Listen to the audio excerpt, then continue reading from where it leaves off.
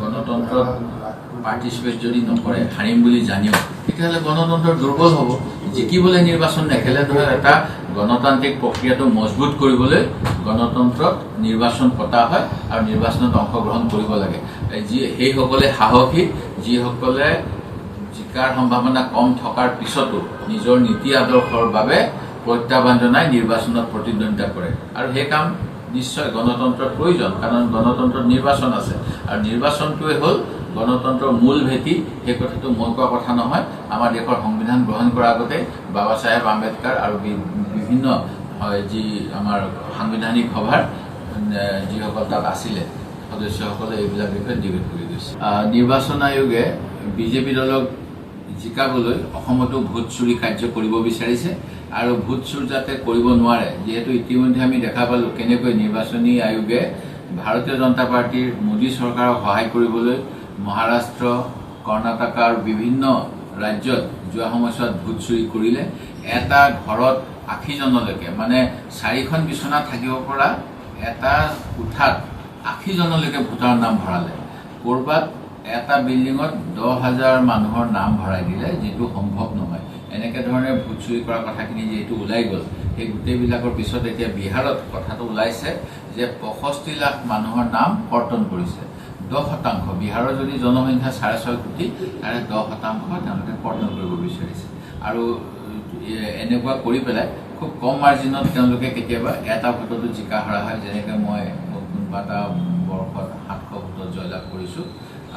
সেই তেনেকুৱা ধৰণৰ ঘটনাবিলাক মানে অঘটন ঘটাব বিচাৰিছে, যি NDA চৰকাৰখন যাতে সকলো ক্ষেত্ৰতে ৰাখিব পাৰে। আৰু ইয়াৰ বিৰুদ্ধে আমি সম্পূৰ্ণ সজাগ। যিবিলাক বাধা বিঘিনি সৃষ্টি কৰিব বিচাৰিছে, এই গোটেইবিলাক সংবিধান সভাই যেতিয়া কনষ্টিটিউৱেণ্ট এছেম্বলিত ডিছকাশ্যন হৈছিল ইলেকশ্যন কমিশ্যন স্বতন্ত্ৰ হ'ব লাগে বুলি, তাৰ পৰিপন্থী কাম এই চৰকাৰখনে কৰি আছে, যিহেতু তেওঁলোকে সংবিধানখনে বদলাব বিচাৰে। উদাহৰণস্বৰূপে সংবিধান সভাৰ সদস্য MN কাৰ্জুৱে কৈছিল যে আমাৰ বা আম্বেদকাৰ চাহেবে কৈছিল যে নিৰপেক্ষ হ'ব লাগে আৰু এক্সিকিউটিভৰ পৰা হস্তক্ষেপৰ পৰা মুক্ত হ'ব লাগে।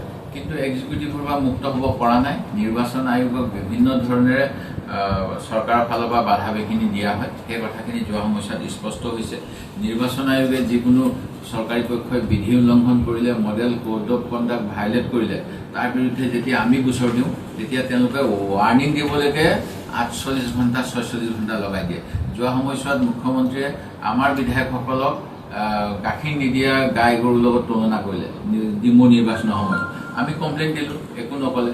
ঠিক তেনেকৈ যোৱা এটা নিৰ্বাচনত আকৌ তেওঁলোকে লোকসভা নিৰ্বাচনৰ সময়ত ক'লে যে অৰুণোদয় আমিহে দিম, আপোনালোকৰ দোকানৰ লাইচেঞ্চ আমিহে দিম, সেই গতিকে শাসক পক্ষক ভোট নিদিয়াকৈ কেনেকৈ থাকে আমি চাই ল'ম। সেইটো একেবাৰে গণতন্ত্ৰৰ পৰিপন্থী, কাৰণ গণতন্ত্ৰত সংবিধান সভাত কোৱা হৈছিল যে মূল কথাই হ'ল ভোট দিয়াৰ অধিকাৰ। এতিয়া যদি ভোটৰ পৰা বিভিন্ন কথালৈ বঞ্চিত কৰিব বিচাৰে, ইলেকশ্যন কমিশ্যনে এপিক ফটো ID কাৰ্ড দিয়ে। আধাৰ কাৰ্ডখন ভাৰত চৰকাৰে বিভিন্ন ধৰণৰ এটা প্ৰক্ৰিয়াৰ মাজেৰে দিয়ে। ঠিক তেনেকৈ ৰেচন কাৰ্ডখন বহুত ফিল্ড ভেৰিফিকেশ্যনৰ পিছত দিয়ে। এতিয়া ইলেকশ্যন কমিশ্যনে এইবিলাক গ্ৰাহ্য নকৰোঁ বুলি কৈছে। অন্য 11খন ডকুমেণ্ট বিচাৰিছে, স্কুল চাৰ্টিফিকেট বিচাৰিছে। বহুত মানুহে স্কুলত নাযায়, কাৰণ তেওঁলোকৰ আৰ্থিক অৱস্থাটো বেয়া থকাৰ কাৰণে তেওঁলোকে। আমাৰ অসমত বৰ্তমান অৱস্থাত কি হৈ আছে, আধাতে স্কুলীয়া শিক্ষা এৰা ছাত্ৰ ছাত্ৰীৰ সংখ্যা বৃদ্ধি পাইছে। তেনেস্থলত স্কুললৈ কেলৈ নগলি বুলি হেডমাষ্টৰে ধৰিব বুলিতো বহুতে চাৰ্টিফিকেটখনো আনিবলৈ নাযায়। এনেকুৱা কৰি পেলাই যিসকল মাত্ৰ 5 কিলো চাউলৰ ভিত্তিত জীৱন নিৰ্বাহ কৰি আছে, যিসকল আৰ্থিকভাৱে দুৰ্বল, তেখেতসকলক ভোটাধিকাৰৰ পৰা বঞ্চিত কৰিবলৈ ইলেকশ্যন কমিশ্যনে এই SIR যোগেদি চেষ্টা কৰিছে আৰু ইয়াক আমি সকলো ফালৰ পৰা প্ৰতিবাদ কৰিম। সুপ্ৰিম কোৰ্টৰ এটা ৰায় আছিলে যে আৰ্টিকল 324 অনুসৰি ইলেকশ্যন কমিশ্যনক এক্সিকিউটিভৰ পৰা মুক্ত কৰিব লাগে। অনুপ বেৰৱাল নামৰ এটা কেছত এই কথা কৈছিল, কিন্তু সেয়াও হোৱা নাই।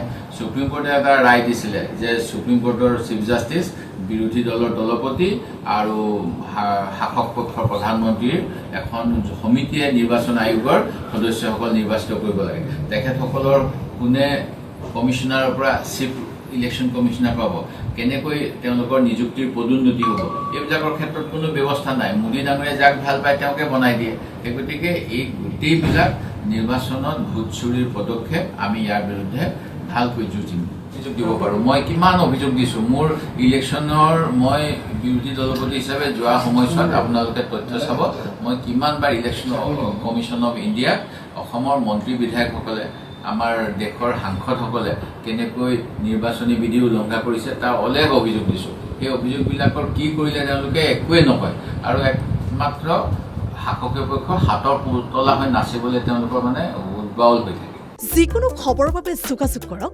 7099017330 লগতে 7099017110 নম্বৰত